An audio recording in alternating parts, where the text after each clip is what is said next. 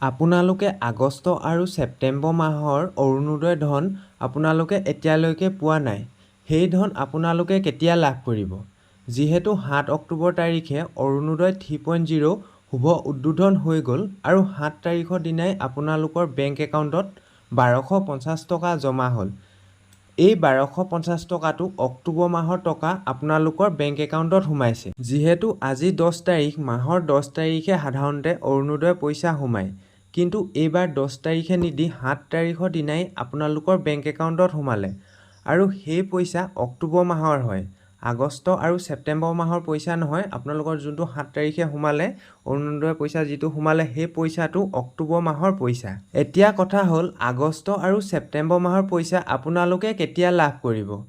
৭ তাৰিখে হৈ যোৱা মিটিংখনত ডক্টৰ হিমন্ত বিশ্ব শৰ্মা ছাৰে ঘোষণা কৰিলে যে অৰুণোদয় আমি ১৭ ছেপ্টেম্বৰত কৰিবলগীয়া আছিল, কৰিলোঁ অক্টোবৰত। তাৰ মানে ছেপ্টেম্বৰৰ টকাটো মোৰ লগত থাকি গ'ল। এতিয়া মাৰ টকাটো মই নোহোৱা কৰিব পাৰোঁ নেকি? সেইটোতো মই নোৱাৰোঁ, কাৰণ ছেপ্টেম্বৰত পোৱা টকাটো অক্টোবৰত পালে ছেপ্টেম্বৰৰ টকাটো ক'ত যাব? আজিয়ে মই আপোনালোকক ক'লোঁ, ছেপ্টেম্বৰৰ ধাৰৰ সৈতে ফেব্ৰুৱাৰী মাহত মই আপোনালোকক এটা ডাঙৰ উপহাৰ দিম। আজিয়ে আপোনালোকক মই কৈ থৈ দিলোঁ।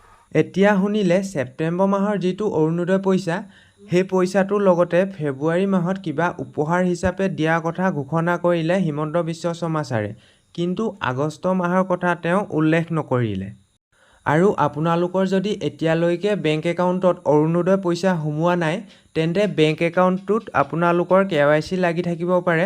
আপোনালোকে বেংকত গৈ KYC লাগি আছে নেকি চাই ল'ব।